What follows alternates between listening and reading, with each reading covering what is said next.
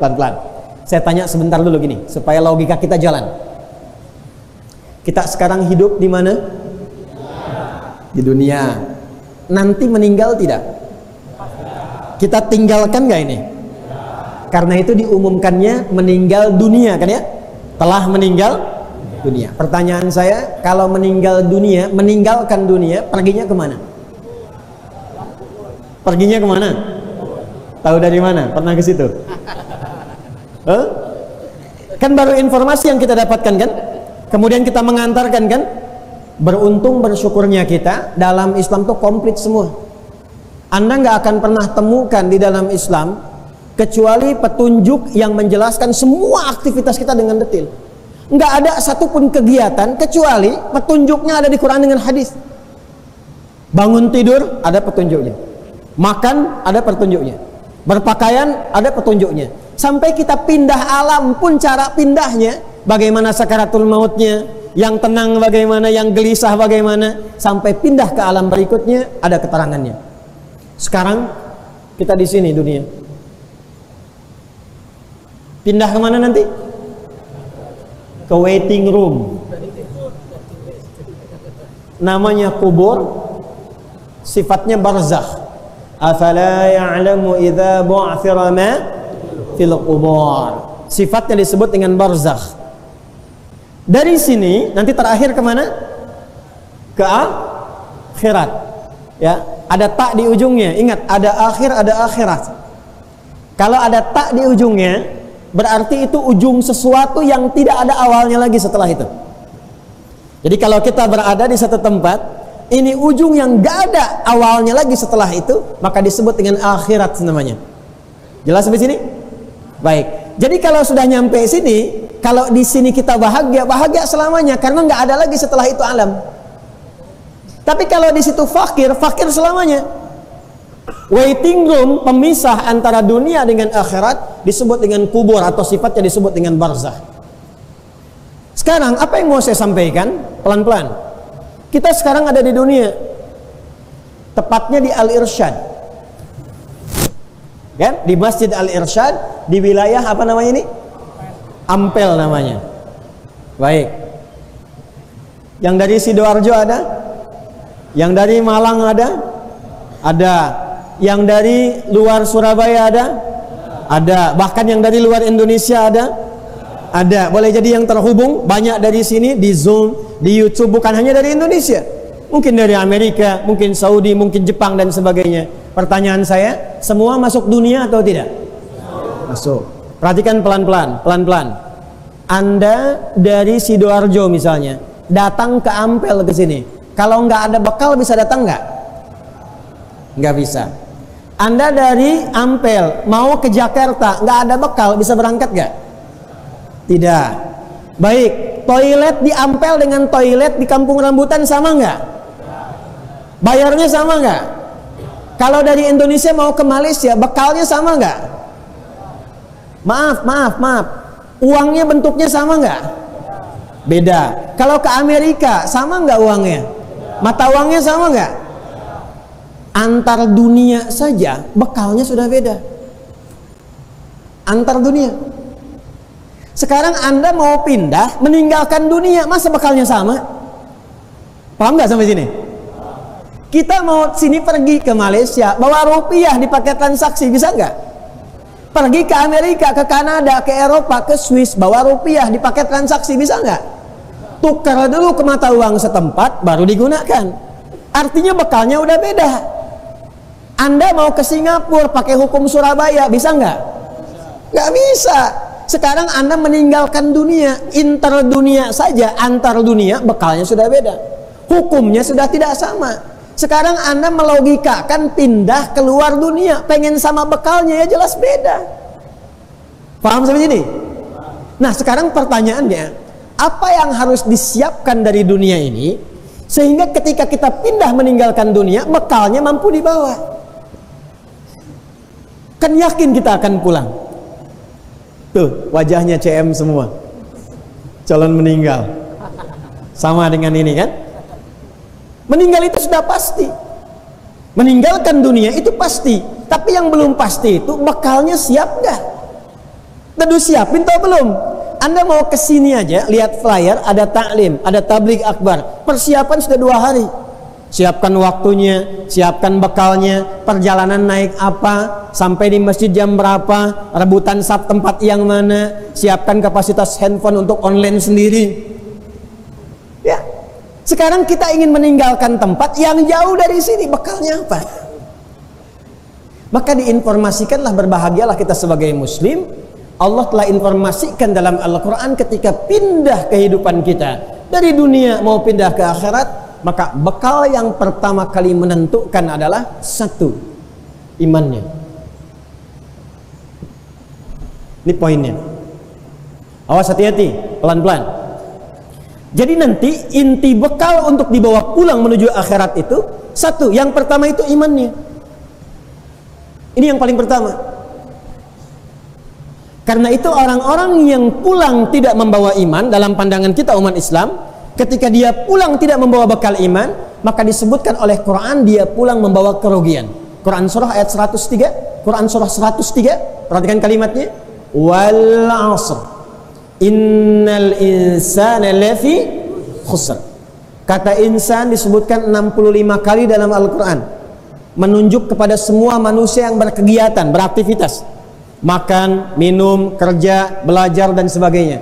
Kata Al-Quran, wal 'asr, aku bersumpah kata Allah demi waktu, kesempatan yang aku berikan pada manusia untuk beraktivitas 24 jam sehari, 7 hari dalam sepekan. Silakan beraktivitas. Tapi ada orang yang saat beraktivitas itu semua aktivitasnya tidak punya nilai di hadapan Allah. Jadi cuma dunia saja. Dia makan, betul kenyang. Dia minum, hausnya hilang. Itu kan sifat dunia. Anda makan, fungsi makanan menghilangkan lapar, itu sifat dunia.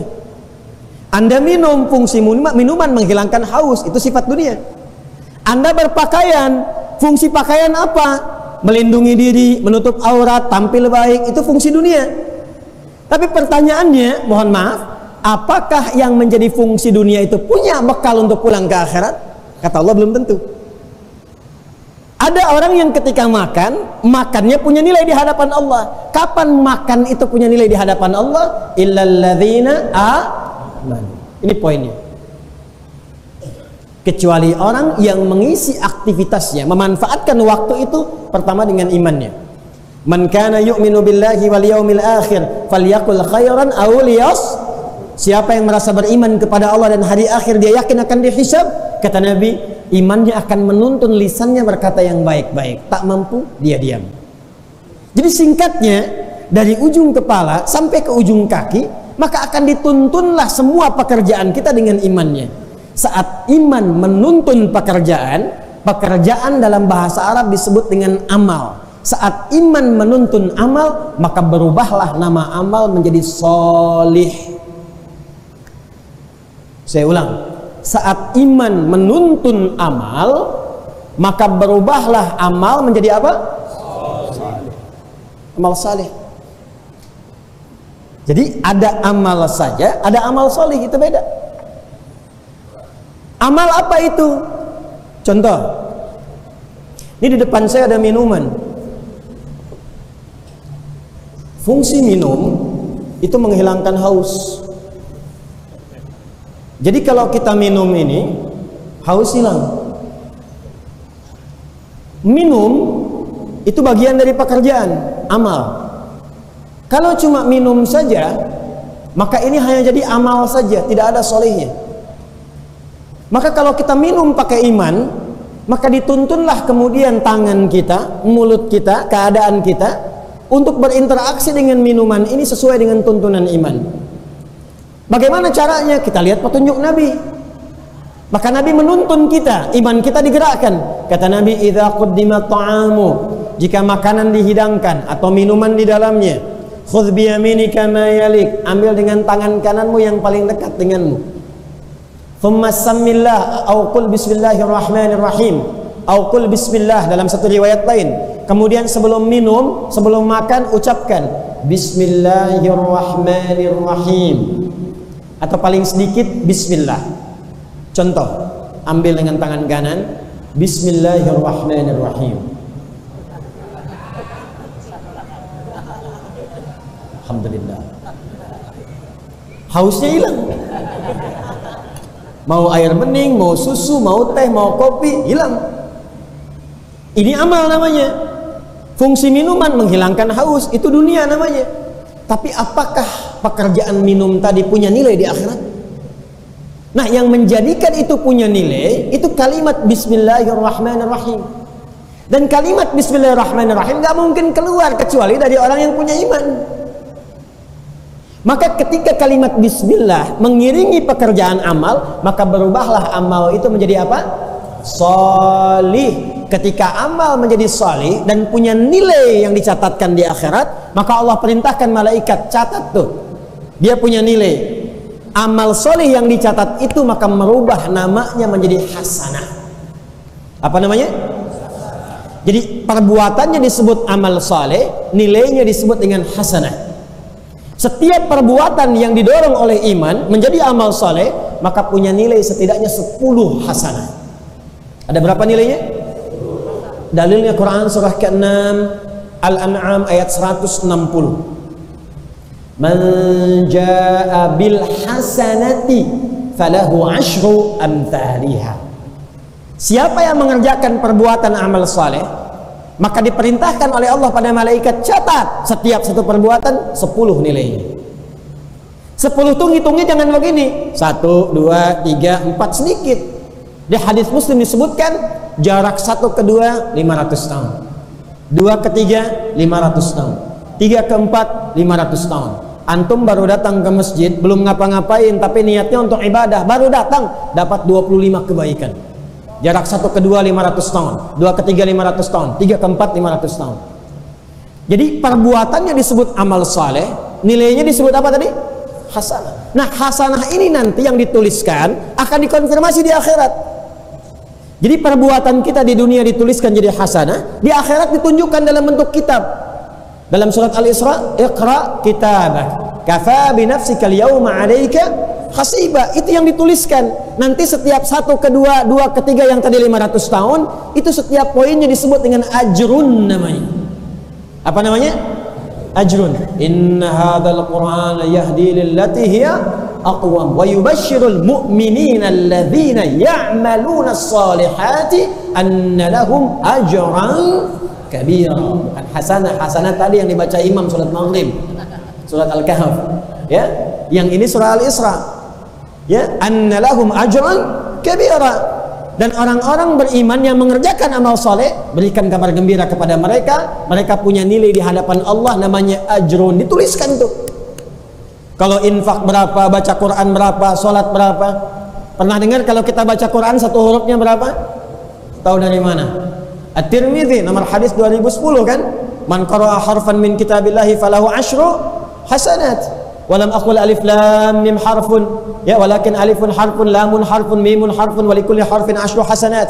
Anda baca satu huruf dituliskan langsung 10. Itu hasanat. 1 keduanya, 2 ketiganya disebut dengan ajrun namanya. Lahum ajrun ghairu mamnun. Infak dapat berapa infak? 700 tuh kalau ngitung sendiri. Kalau hitungan Quran paling minimal, maksimal lebih daripada itu.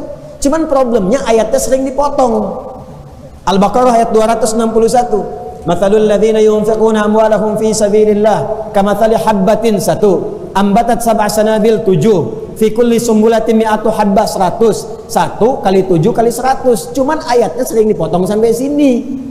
Teruskan ayatnya, teman-teman. Wallahu yudha'ifu liman yasha' wallahu wasi'un. Bagi yang berhitung, aku berikan sesuai hitungan. Tapi bagi yang tidak pernah berhitung, aku berikan pahala tanpa hitungan. Itulah hasanah. Jadi pastikan semua perbuatan dunia kita jadi amal soleh, pastikan punya nilai hasanah.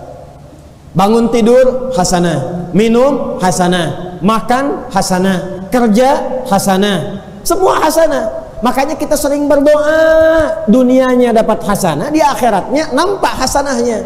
Maka diajarkanlah di Quran doa itu di Al-Baqarah ayat 201. Wa minhum man yaqulu rabbana atina fid dunya hasanah wa fil akhirati hasanah wa qina adzaballah.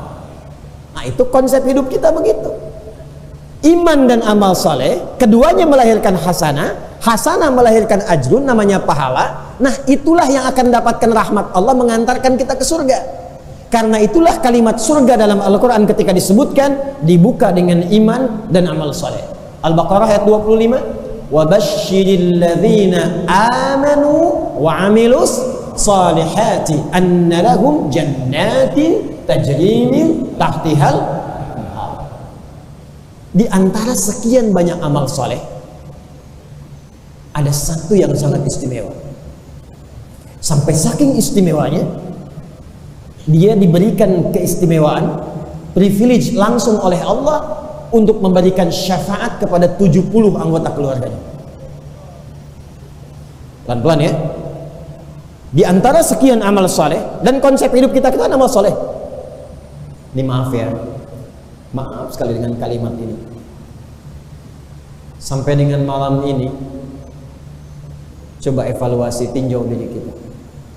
Pekerjaannya sudah jadi amal soleh belum? Sudah jadi ibadah belum? Bisa lihat ada wajah-wajah mahasiswa. Antum kuliah di kampus-kampus sekitaran ini, maaf, untuk ngejar ijazah atau untuk mengejar ridha Allah? Ayo. Antum lulus tuh pengen jadi sarjana atau pengen punya nilai di hadapan Allah? Ayo. Kok jadi bingung jawabnya? Antum orang tua nih, antum merawat anak tuh karena cinta atau karena Allah? Ayo tuh. Ibu yang di bawah tuh Bu, merawat anak itu karena cinta pada anak atau karena Allah? Karena beda nanti. Mama pengen mainan, dibelikan cinta. Kenapa dibelikan Bu? Karena cinta pada anak. Pengen pakaian, dibelikan. Kok dibelikan Bu? Karena cinta pada anak. Sayang anak, sayang anak. Pertanyaannya, apakah mainan yang diberikan itu mendekatkan dia kepada Allah? Apakah pakaian yang diberikan itu menjadikan dia diridhai oleh Allah? Jangan-jangan diberikan pakaian tapi auratnya terbuka, diberikan mainan tapi jauh dari Allah. Katanya karena Allah, tapi disekolahkan di tempat yang tidak mengenal Allah. Sholat tidak mampu, baca Quran susah. Maka apa yang Anda lakukan dengan investasi Anda selama ini?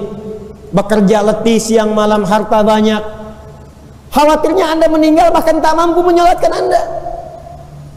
Ini pernah kejadian di satu tempat di Indonesia. Saya nggak mau sebutkan tempatnya di mana. Bapaknya meninggal, anaknya nyewa orang untuk menyolatkan. Karena tak mampu menyolatkan. Maka apa fungsi harta yang selama ini dikumpulkan? Apa fungsi kemewahan yang selama ini dihadirkan kalau di ujung hayat tak mampu memberikan kebahagiaan?